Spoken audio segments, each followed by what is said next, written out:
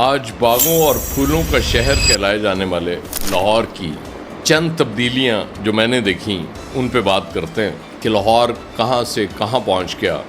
درخت اتنے، مجھے یاد ہے راوی کے کنارے ایک باقاعدہ جنگل ہوا کرتا تھا جسے ذخیرہ کہتے تھے، پتہ نہیں کیوں ذخیرہ کیوں کہتے تھے، بہرحال ہم یہی سنتے تھے.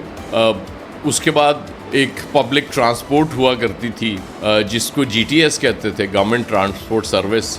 ریلوے اسٹیشن پہ اس کا ایک بہت بڑا اڈا ہوا کرتا تھا، یہاں سے پشاور تک بسیں جاتی تھیں. ایگزیکٹ ٹائم پہ بس نے چلنا، پھر ایک یا دو سٹاپ راستے میں ہونے. مسافر کو یہ پتہ ہوتا تھا کہ اتنے بجے میں بس میں بیٹھوں گا اور یہ چل پڑے گی اور اتنے بجے مجھے منزل پہ پہنچا دے گی. ایگزیکٹ جیسے آپ جہاز کا سفر کر رہے ہوں. بہرحال اس میں بھی دیر سویر ہو جاتی، اس میں نہیں ہوا کرتی تھی، انلیس خدا نخواستہ کوئی حادثہ نہ ہو جائے. بالکل ٹائم پہ یہ پہنچایا کرتی تھی. وہ ختم ہو گئی ہمارے دیکھتے دیکھتے. لاری اڈے میں پرائیویٹ بسوں کا اڈا ہوتا تھا، آج بھی ہے. اس کے بعد وہ ویگنوں نے لے لی بسوں کی جگہ. پھر اومنی بس سروس چلا کرتی تھی لاہور میں، ڈبل ڈیکر بسیں چلا کرتی تھیں. بڑا سفر کیا ہوا ہم نے ان میں، وہ پورے شہر کو آلموسٹ کور کرتی تھی. کیا آج کے نوجوان کو یہ پتہ ہے کہ لبرٹی مارکیٹ جو آج نظر آتی ہے یہ نہیں تھی. لبرٹی مارکیٹ کے اندر سے بس ہو کے گزرا کرتی تھی، وہ بھی دور ہم نے دیکھا ہوا ہے اور لوگ اس پہ سفر کیا کرتے تھے. اور مڈل کلاس تو ظاہر ہے سفر ہی اس پہ کیا کرتی تھی. گرمی سردی کوئی پرواہ نہیں ہوتی تھی. اے سی کا دور نہیں تھا، وہ بھی ختم کر دی گئی. اس کے بعد پرائیویٹ بسیز آ گئیں. یہ سارا سلسلہ چلتا رہا. تانگے کبھی چلا کرتے تھے، وہ تو چلیں وقت کے ساتھ ختم ہونے ہی تھے، ان پہ پابندی لگ گئی. وہ لگی بھی تھی، وہ سمجھ میں آتی ہے بات. سائیکل آپ لائٹ کے بغیر نہیں چلا سکتے تھے. پیچھے بھی آپ کو کوئی ایسی چیز چاہیے ہوتی تھی کہ آگے سے نظر آ رہی ہو. ایک ڈینمو ہوا کرتا تھا جسے آپ کہہ لیں کہ یو پی ایس ہے آج کے دور کا، جو اس کی بیٹری کو وہ چلاتا تھا، اس کی لائٹ کو چارج کرتا تھا اور وہ لائٹ جلا کرتی تھی. یہ بھی ہم نے دیکھا وقت کے ساتھ ختم ہو گئی. راوی سوکھ گیا تو ملاح بے روزگار ہو گئے اور انہوں نے بسوں میں کنڈکٹری شروع کر دی. وہ ایک بڑا مزے کا سلوکا پہنا ہوتا تھا انہوں نے اپنی شرٹ کے نیچے، اور اس میں وہ پیسے ڈالتے تھے اور ٹکٹ دیا کرتے تھے. پھر ہم نے دیکھا رکشے اور ٹیکسیاں جو چلا کرتی تھی، اس پہ ایک میٹر لگا ہوتا تھا. جو میٹر نظر آ رہا ہوتا تھا وہ کسی دور میں روپیہ 1.5 روپیہ سے شروع ہوتا تھا، پھر 2.5 روپے تک پہنچا، پھر 5 کرتے کرتے وہ بھی ختم ہو گیا. وہ ٹیکسی کی سواری بھی بہت مہنگی ہو گئی. پھر سکولز ہوا کرتے تھے سرکاری. سینٹرل ماڈل سکول لاہور کا ایک ایسا سکول تھا جس میں ایڈمیشن نہیں ملتا تھا. مسلم ماڈل، سلیم ماڈل، یہ کرکٹرز پیدا کر رہے تھے. بے شمار کرکٹرز لاہور کے یہاں سے پیدا ہوئے اور پڑھاکو بچے سارے سینٹرل ماڈل سے آ رہے تھے. پھر وہ گورنمنٹ کالج میں جاتے تھے، وہ سب سے زیادہ میرٹ چونکہ گورنمنٹ کالج کا ہوتا تھا، وہاں سے بے شمار لائق بچے نکلتے تھے جنہوں نے پاکستان اور انڈیا میں بہت نام کیا، بہت نامور ہوئے. شاعروں ادیبوں کی محفلیں، پاک ٹی ہاؤس، یہ سب رونقیں وقت کے ساتھ اجڑتی چلی گئیں. پاک ٹی ہاؤس میں جو مباحثے ہوتے تھے وہ آپ تصور نہیں کر سکتے کس لیول کے ہوتے تھے اور کس لیول کے لوگ ان میں بیٹھا کرتے تھے. اس پہ بھی کسی دن بات کریں گے. پاکستان کی film industry Lahore, lolly would جسے کہتے ہیں، یہ بالی ووڈ کا مقابلہ کرتی تھی. ادھر بامبے میں ایک فلم بن کے ریلیز ہوتی تھی جو پاکستان میں ظاہر ہے سائملٹینیسلی ریلیز ہوتی تھی، ایک فلم یہاں سے بن کے ریلیز ہوتی تھی. وہ بھی دور تھا. پھر ایک پنجابی فلموں کے عروج کا دور آیا. پنجابی فلمیں ہر ٹاپک پہ بنا کرتی تھی، سوشل ایشوز پہ، شہری زندگی پہ. لیکن پھر ایک گنڈاسے کا دور آیا، وہ مولا جٹ کی صورت میں، اس سے پہلے بشیرہ اور اس طرح کی فلمیں، اور سلطان راہی سپر سٹار بن گئے. سلطان راہی کی ظاہر ناگہانی موت ہو گئی ایک ڈکیتی کے دوران، ان کو قتل کر دیا گیا. اس کے بعد پھر سمجھ نہیں آئی ہمارے ڈائریکٹرز اور پروڈیوسرز کو کہ بھئی آپ کسی اور ٹاپک پہ چلے جائیں. انہوں نے پھر معمر رانا، شان اور بے شمار اور لوگوں کو سلطان راہی بنانے کی کوشش کی. اب سلطان راہی تو چونکہ ایک ہی تھا، دوسرا تو ہو نہیں سکتا تھا، تو وہ اس چکر میں وہ انہوں نے بالکل بیڑا غرق کر دیا پنجابی فلموں کو. اور آج تو خیر حالت کوئی نہیں ہے. ابھی ایک فلم سٹی بنا دی ہے پنجاب گورنمنٹ نے جو فلم پروڈکشنز اور بہت سارے کام کرے گی، اور اس میں بھی دلچسپ بات یہ ہے کہ وہ جو اس کی کلچر کی منسٹر ہے وہ اس کا حصہ ہی نہیں ہے. یہ تو اس طرح کے کمال کام ہوتے ہیں نا اس میں کہ آپ نے کلچر کو اس میں سے مائنس کر دیا اور وہ فلم سٹی بنا دی. کیا کمال لوگ ہیں. ظاہر ہے حکمران ہمارے چونکہ بادشاہ ہوتے ہیں تو وہ بادشاہ اپنی مرضی سے فیصلہ کیا کرتے ہیں.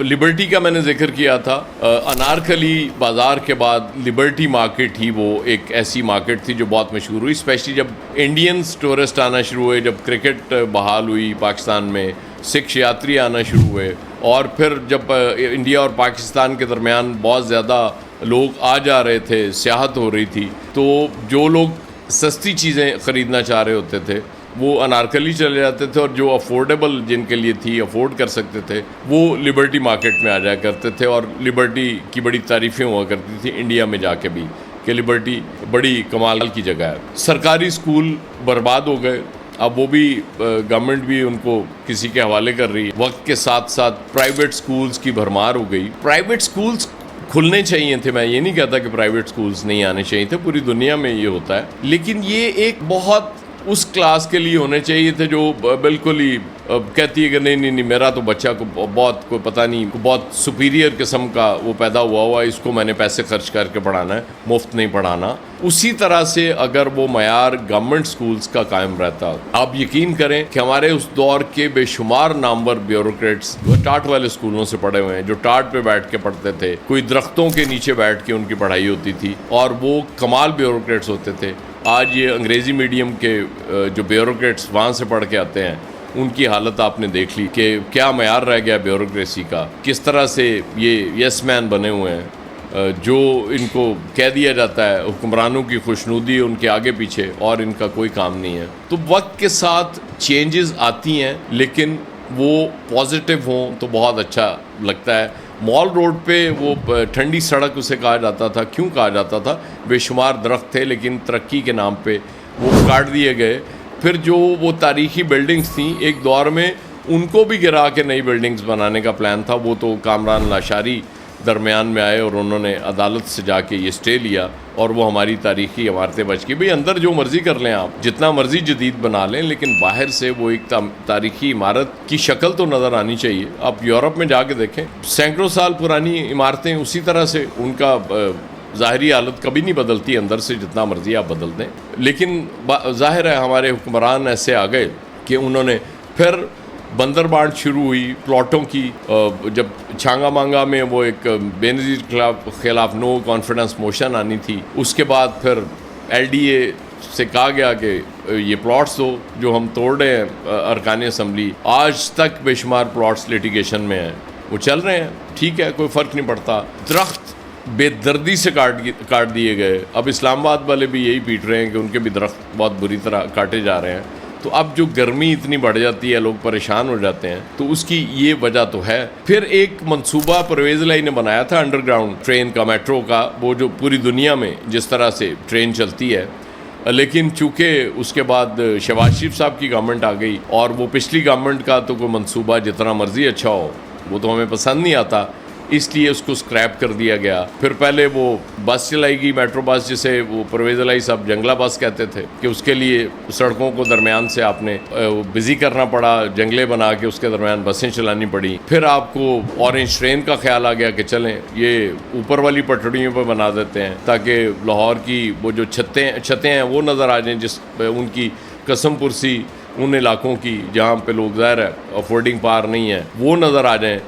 وہ ایک کی بجائے دو کر لیا، اور پھر اس کے بعد وہ بے شمار کوئی گرینو چل رہی ہے، کوئی الیکٹرو چل رہی ہے بسیں. ابھی تک آپ پورے شہر کو کور نہیں کر سکے پبلک ٹرانسپورٹ میں، اتنی کچھ چیزیں چلا کے بھی. اس کی وجہ صرف ایک ہے، پرائرٹیز ٹھیک نہیں ہیں ہمارے حکمرانوں کی، اور اب بھی ٹھیک کرنے کے لیے تیار نہیں ہیں.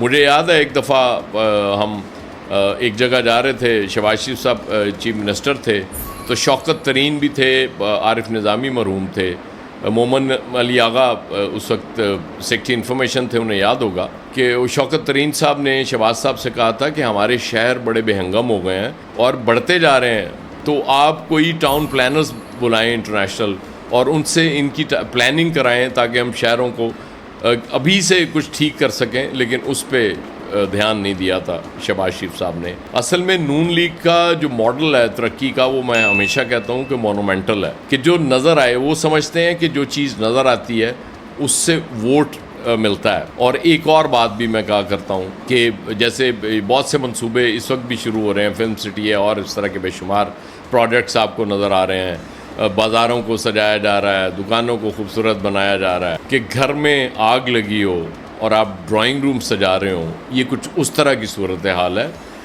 لوگوں کے پاس کھانے کے لیے پیسے نہیں ہیں اور آپ اس طرح کے کام کرتے جا رہے ہیں. بہرحال آپ بادشاہ ہیں, چونکہ آپ کے پاس اختیار ہے, آپ کر سکتے ہیں.